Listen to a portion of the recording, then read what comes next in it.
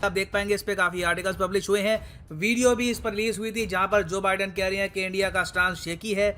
Now पहली बात तो यहाँ पे आप पूछेंगे शेकी का मतलब क्या होता है। देखिए, शेकी मतलब कि कोई ऐसी चीज जो ज्यादा स्ट्रांग ना हो, जो कमजोर हो, जो जिसकी क्वालिटी इतनी अच्छी ना हो।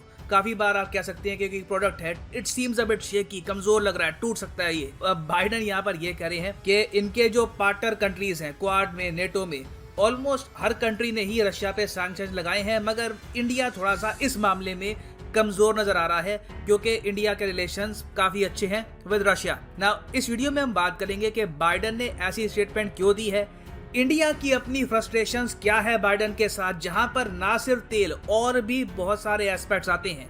तो डिस्कस करेंगे इस वीडियो में इन डेप्थ कि इशू क्या है between India and US. Bar bar Russia का जो इशू है ये यूएस क्यों ब्रिंगअप कर रहा है, काफी कुछ यहाँ पे आपको जानने को मिलेगा। मगर आगे बढ़ने से पहले आपसे क्वेश्चन पूछूंगा। क्वेश्चन ये है कि नेटो ने रिसेंटली अनाउंस किया है कि ये लोग करेंगे एक युद्ध अभ्यास जिसका नाम होगा कोल्ड रिस्पॉन्स। इस पर रिसेंटली बहुत आर्टिकल पब्लिश हुए हैं कि रशिया को जवाब देने के लिए 30,000 नेटो सैनिक कोल्ड रिस्पॉन्स स्टार्ट करेंगे। आपको बताना है कि कोल्ड रिस्पॉन्स युद्ध अभ्यास नेटो किस देश में करेगा, स्वीडन, नॉर्वे, आइसलैंड या फिर डेनमार्क। कमेंट सेक्शन में करिए उत्तर, सही आंसर मैं आपको दूंगा वीडियो के अंत में। नाउ पहली बात तो हमको यहाँ पर यह भी समझना होगा कि बाइडन किस प्रेशर के अंडर है, ये स्टेटमेंट बाइडन क्यों दे रहा है बार बार, क्योंकि अगेन सारी बातें हम अपनी पर्सपेक्टिव से करेंगे तो पूरी पिक्चर क्लियर नहीं होगी। बाइडन आप अगर देखें तो यूएस मीडिया के प्रेशर के अंडर आज के समय बहुत कुछ कर रहे हैं। यूएस मीडिया सिंस यूक्रेन की जो फुटेज देखता है कि किस तरीके से रशिया वहाँ पे बॉम्बिंग कर रहा है, हाइपरसोनिक मिसाइल दाग रहा है, सिविलियंस वहाँ पे मारे जा रहे हैं, बहुत ज़्यादा दिल तोड़ने वाली इमेजेस वीडियोज आ रही है यूक्रेन से। तो यूएस मीडिया फिर उसके बाद बाइडन से पूछता है why don't you do more, Ukraine की हेल्प करने के लिए कुछ करो। अब बाइडन फिर प्रेशर में आकर ये कहते हैं कि सैंक्शंस डाले तो है, मैंने थोड़े बहुत सैंक्शन डाले हैं। फिर जेलेंस्की की स्टेटमेंट आती है कि NATO no fly zone announce क्यों नहीं करता यूक्रेन के ऊपर, नेटो एक्शन क्यों नहीं लेता रशिया के अगेंस्ट, या तो खुल के बोल दो कि तुम लोग डरते हो रशिया से। ये जेलेंस्की ने रिसेंटली बोल दिया था कि या तो खुल के बोलो कि we are afraid of Russia, इसलिए हम यूक्रेन की हेल्प नहीं कर रहे। ये खुल के भी नहीं बोलते। तो बाइडन अपने आप में काफी प्रेशर में है, जेलेंस्की से प्रेशर आ रहा है, इनके मीडिया से प्रेशर आ रहा है। और फिर यूएस मीडिया बार बार जो बाइडन से फिर ये भी सवाल पूछता है कि देखिए यूरोप तो बहुत ही लंबे समय से रशिया की ऑयल और नेचुरल गैस का बायर था, इंडिया तो बहुत कम परचेज करता था रशिया से। अब अचानक से ये लोग 20-25% डिस्काउंट में रशिया से ऑयल परचेज कर रहे हैं, आप इंडिया को रोकते क्यों नहीं है। तो इसकी वजह से जो बाइडन को कहीं ना कहीं बोलना पड़ता है कि हाँ भैया थोड़ा सा शेकी है इंडिया का रिस्पॉन्स। उसके आगे कुछ और नहीं कहते, उसके आगे जो बाइडन की इतनी ज़्यादा यहाँ पर मैं ही नहीं कहूँगा कि हिम्मत है कि इंडिया के बारे में ये कह दे कि हम इंडिया पे दबाव डालेंगे कि रशिया से ऑयल दवा परचेज करे। यही कहते हैं कि हाँ भैया ऐसे ही है, वो थोड़ा सा नहीं मान रहे इस मामले में। बाकी सब तो मान रहे हैं ना, कम से कम जर्मनी ने, फ्रांस ने, जापान ने, ऑस्ट्रेलिया ने, बाकी सब कंट्रीज ने तो सैंक्शन लगा दिए। इंडिया का थोड़ा सा केस आप अलग मान के चल लो। तो ये तो है अमेरिकन पर्सपेक्टिव। जो बाइडन की स्टेटमेंट ऐसी अभी आई है, इन द फ्यूचर भी आएगी, कोई बड़ी बात नहीं है। इंडिया के पर्सपेक्टिव से आप अगर देखें तो हमारे यहाँ भी फ्रस्ट्रेशन कम नहीं है और इन द फ्यूचर हो सकता है कि हमारी भी फ्रस्ट्रेशन काफी हद तक बढ़े, क्योंकि जो सैंक्शंस वेस्टर्न कंट्रीज ने लगा दिए हैं रशिया पर यूनिलैटरली, क्योंकि देखिए ये सैंक्शंस लगाने चाहिए नहीं लगाने चाहिए, इस पर यूएन सिक्योरिटी काउंसिल की तो वोटिंग हुई नहीं है। यहाँ पर तो कंट्रीज ने यूनिलैटरली खुद निर्णय लेकर सैंक्शंस लगा दिए रशिया पर। तो इस वजह से इंडिया का भी जो पहले विश्वास थोड़ा बहुत जागा था वेस्टर्न कंट्रीज पर, ये थोड़ा बहुत कम हो रहा है। क्योंकि फर्टिलाइजर एक बहुत ही बड़ा इशू है जो आज नहीं तो कल इंडिया को हर्ट करेगा। एक्चुअली ऑलरेडी इंडिया को हर्ट करना इसने स्टार्ट कर दिया है। फर्टिलाइजर सुनने में इतना ग्लैमरस लगता नहीं है, क्रूड ऑयल की तरह, ठीक है, फर्टिलाइजर एग्रीकल्चर में यूज होता है, मगर मैं आपको ये बता दूं भारत सरकार सिर्फ फर्टिलाइजर की सब्सिडी में $19 बिलियन खर्चती है। कई कंट्रीज का डिफेंस बजट नहीं है, पाकिस्तान का इतना डिफेंस बजट नहीं है जितने की तो हम फर्टिलाइजर की सब्सिडी देते हैं अपने किसानों को। और अभी जो ये फाइनेंशियल ईयर स्टार्ट होगा, फाइनेंशियल ईयर 22-23, इस साल भारत फूड और फर्टिलाइजर सब्सिडी में ही $40 बिलियन खर्चने वाला है। और इंटरेस्टिंग बात मैं आपको ये बताऊं, फर्टिलाइजर हमारा बहुत सारा आता कहां से था, रशिया से आता था। क्योंकि देखिए अगर आपको इंडिया जैसे बड़े देश में रेगुलर बेसिस पर फूड ग्रो करना है ताकि आबादी को लगातार खाना मिलता रहे, तो आपको वहां पर खाद मतलब के फर्टिलाइजर की आवश्यकता होगी। रशिया दुनिया में सबसे बड़ा एक्सपोर्टर है फर्टिलाइजर का, और जब पुतिन कुछ महीने पहले भारत में आए थे, ये यूक्रेन का इशू होने से पहले जब पुतिन भारत में आए थे, तब इंडिया ने एक मल्टी ईयर डील की भी बात करी थी रशिया से, जिसके अंडर हम फर्टिलाइजर इंपोर्ट करेंगे डायरेक्टली फ्रॉम रशिया। इंडिया बहुत एक्साइटेड था इस डील को लेकर, क्योंकि रशिया से हमको मिलना था सस्ता फर्टिलाइजर। वही फर्टिलाइजर हम और सस्ते दाम में सब्सिडी देकर देते अपने किसानों को। बिलियंस ऑफ डॉलर्स का सौदा है ये।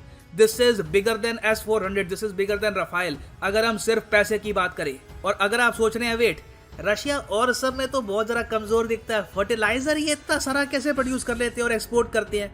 देखो, फर्टिलाइज़र को बनाने में एक बहुत ही की आपको मटेरियल चाहिए होता है नेचुरल गैस, जिसका भंडार आपको मिलेगा रशिया में। रशिया आपको पता होगा नेचुरल गैस एक्सपोर्ट करता है यूरोप को, चाइना को, तो थोड़ी सी नेचुरल गैस का ये फर्टिलाइजर भी बनाते हैं और उसको करते हैं ये लोग एक्सपोर्ट। तो इंडिया के लिए सरदर्दी वाली बात ये है कि जो ये $40 बिलियन का हमने सोचा रहा खर्चा करेंगे, कोई बड़ी बात नहीं है। इस 40 का 45 या फिर $50 बिलियन के आसपास ही हो जाए, सरकार पर ही बोझ इससे बढ़ेगा। उसके अलावा रशिया पर सैंक्शन लगाने के बाद जो दुनिया भर में क्रूड ऑयल के दाम बढ़ गए हैं, उससे हमारी जो करेंसी है रुपी, वो भी डेप्रिशिएट होगी। इसके बारे में यूएस ने नहीं सोचा। अब हमारे यहाँ देखिए फ्रस्ट्रेशन ये है कि हम लोग फर्टिलाइज़र के लिए रशिया से बात कर रहे थे, रशिया से सस्ता फर्टिलाइज़र परचेज करने वाले थे, उसके बारे में यूएस ने नहीं सोचा। हमारी करेंसी के बारे में नहीं सोचा कि क्रूड ऑयल अगर सीधा $110 पर बैरल पहुंच जाएगा तो इंडिया यहाँ पर क्या करेगा। हमारा तो पूरा जो यहाँ पर हमने बजट बना के रखा वाला सब कुछ हिल जाएगा। फिर एक बहुत ही बड़ा जियोपॉलिटिकल एंगल भी यहाँ पर आता है कि जिस तरीके से सैंक्शन लगा दिए गए हैं रशिया पर, रशिया तो अब कंप्लीटली निर्भर हो चुका है चाइना पे। आप मान लीजिए रशिया को लिटरली धकेल दिया बाइडेन ने टुवर्ड्स चाइना, और इस सब का जिम्मेदार है नेटो का ईस्टवर्ड एक्सपेंशन। अब नेटो का जो ईस्टवर्ड एक्सपेंशन है ये क्या है, ये भी यहाँ पर आप समझ लो। देखिए, नेटो की फुल फॉर्म क्या है? North Atlantic Treaty Organization. Atlantic Ocean कहाँ पे है? अटलांटिक ओशन तो ये रहा। तो नॉर्थ अटलांटिक ये जो रीजन है, इसकी सिक्योरिटी के लिए बना था नेटो। अब ये लोग बिना वजह ईस्ट की तरफ और जरा बढ़ते जा रहे हैं। यूक्रेन आप अगर देखो ईस्ट में आता है। यूक्रेन कहाँ से कनेक्टेड है विद अटलांटिक ओशन? नेटो को कोई जरूरत नहीं थी वैसे यूक्रेन को अपना पार्ट बनाने की। बिना वजह नेटो ने बात स्टार्ट कर दी यूक्रेन के साथ। अब ये वॉर हो गई और उसका नेगेटिव इम्पैक्ट इंडिया भी फेस कर रहा है। कुछ हमको एडवांटेजेस भी मिलेंगे इसके। फॉर एग्जांपल, हम लोग फार्मास्यूटिकल जो प्रोडक्ट्स हैं ये एक्सपोर्ट कर पाएंगे रशिया को। जो हमारा गेहूं है ये हम एक्सपोर्ट कर पाएंगे। मगर ओवरऑल आप अगर देखें तो नेट नुकसान ही होगा भारत को इस सब की वजह से। तो क्या नेटो कंट्रीज ने, यूएस ने इंडिया से कंसल्ट किया कि हम ईस्टवर्ड एक्सपेंशन करेंगे? नाम तो हमारा नेटो है, मगर हम आराम से यूरेशिया में भी हम जाएंगे। ये सब करने से पहले जब ये हमसे बात नहीं करते, उस वक्त हमारे लिए ये लोग शेकी बन जाते हैं। तो देखिए, यहाँ पर इश्यूज दोनों साइड के हैं। यूएसए के अपने इश्यूज हैं इंडिया के साथ, इंडिया के भी बहुत ही जेन्युइन इश्यूज हैं नेटो कंट्रीज और यूएसए के साथ। तो इस सब प्रॉब्लम्स का सोल्यूशन क्या हो सकता है? देखिए, सोल्यूशन मैं कहूँगा यही है जो पीएम मोदी ने बार बार बोला है।